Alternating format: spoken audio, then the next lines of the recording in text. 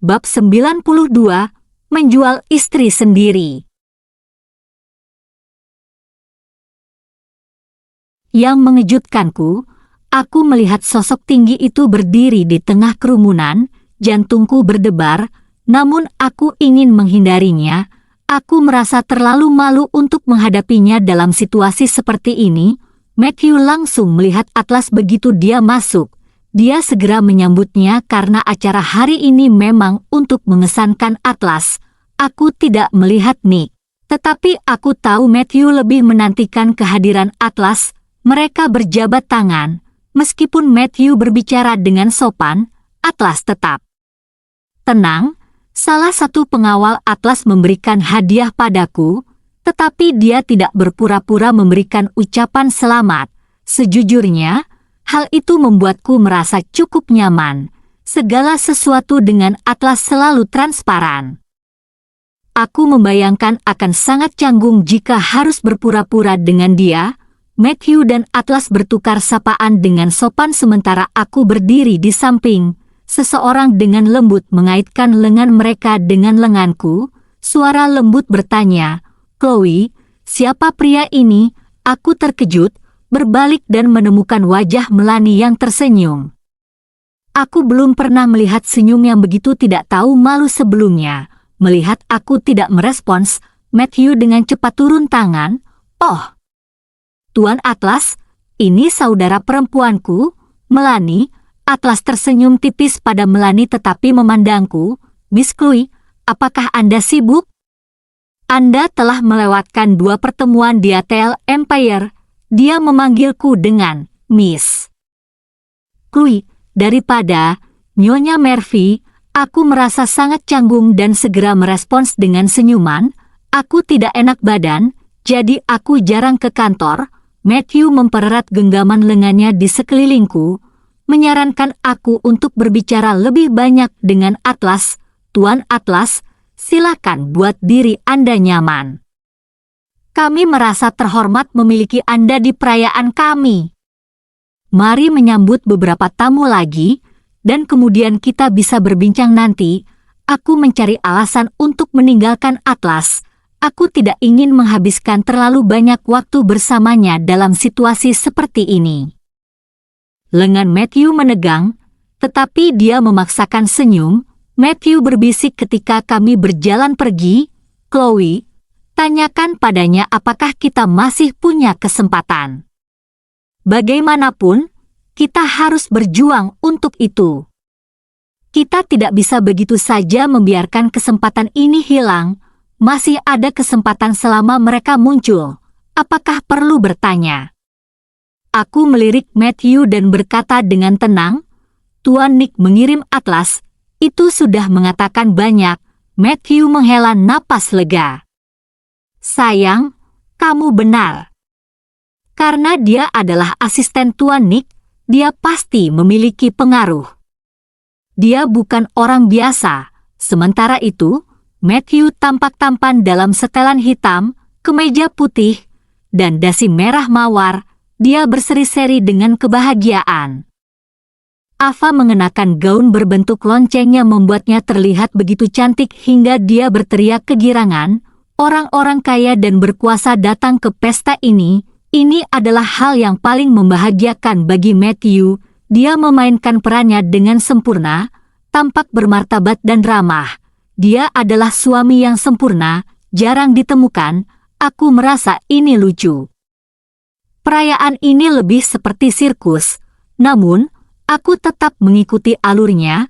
Aku bahkan berbicara tentang bagaimana kami telah melewati banyak badai bersama sejak Tanung Corporation dimulai.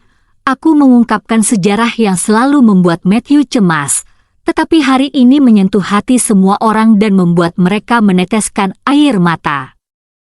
Terakhir, Matthew berterima kasih padaku atas semua yang telah aku lakukan selama bertahun-tahun dan mengatakan bahwa aku adalah sumber kebahagiaannya. Dia berlutut dan memasangkan cincin berlian di jariku. Dia juga mempersembahkan rumah mewah dan mobil yang telah dia hadiahkan padaku untuk acara ini.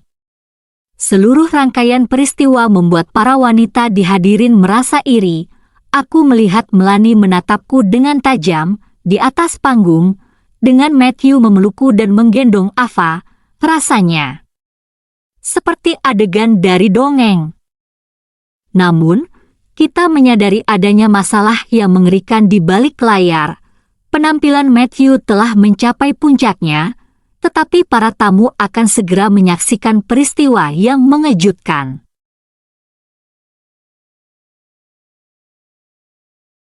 Bab 93, Kartu Kamar.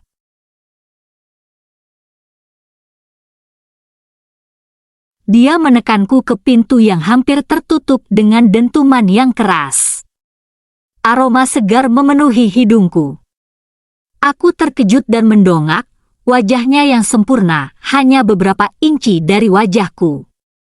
Biar kulihat di mana lukamu. Apa yang kau lakukan? Kau membuatku dalam posisi yang canggung. Di mana lukamu? Dia mendesak, benar-benar mengabaikan apa yang baru saja kukatakan. Dengan enggan, aku menyibakkan rambut dari dahiku, memperlihatkan luka itu. Dia mengernyit, lalu matanya berubah menjadi dingin dan gelap. Aku belum pernah melihatnya seperti ini sebelumnya. Aku segera membiarkan rambutku kembali menutupi luka itu dan dengan lemah berkata, "Ini bukan apa-apa." Nada suaranya berubah menjadi dingin saat dia berkata, "Apa kau sudah gila? Kau mengatakan luka sebesar ini bukan apa-apa? Apa kau suka menyiksa diri?" Aku menatapnya dengan tatapan tak percaya, tetapi merasakan kesedihan yang tak terjelaskan dalam diriku. Atlas mempersempit matanya, suaranya sedikit melunak. "Kenapa kau tidak meneleponku?" Aku sedikit memalingkan wajahku, agak manja. Aku wanita yang sudah menikah. Apa artinya jika aku terus meneleponmu? Aku tidak ingin mengganggumu. Sebelum aku selesai bicara, dia menarikku ke dalam pelukannya, genggamannya erat di pinggangku. "Kau sedang keras kepala, ya?" Aku manyun. Pria ini sangat suka memerintah. Bagaimana aku bisa terlibat dengannya? Aku tahu ini tidak benar, tetapi aku tidak bisa menahan diri untuk ingin berada di dekatnya. Dia adalah pelabuhan aman bagiku. Kontradiksi itu jelas, dan itu adalah rasa sakit yang tidak mudah diatasi.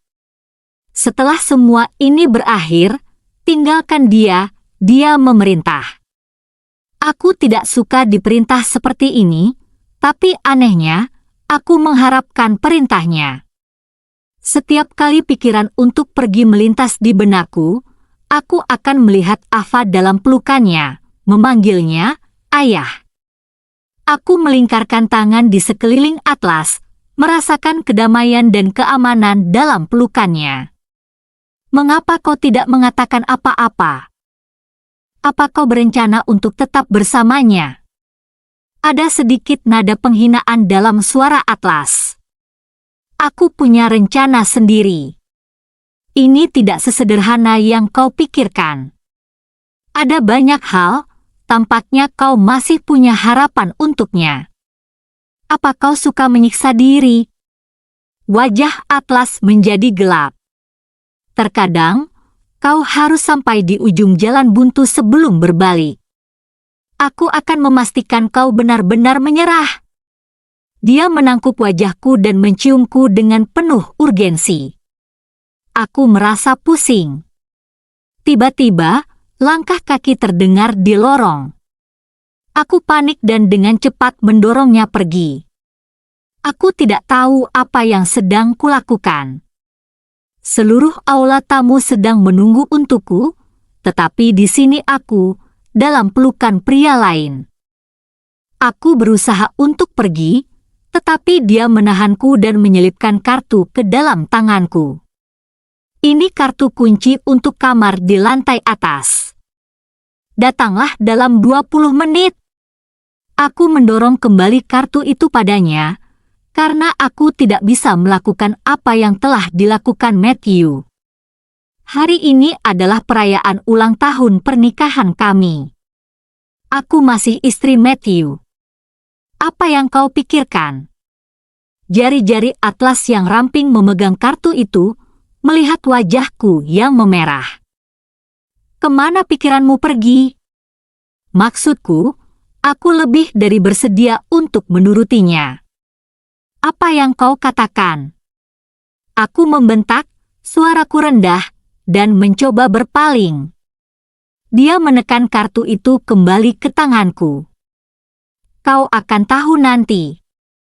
Itu terserah padamu. Setelah itu, dia keluar dari ruangan. Aku ditinggalkan dengan kebingungan sambil menggenggam kartu kamar itu.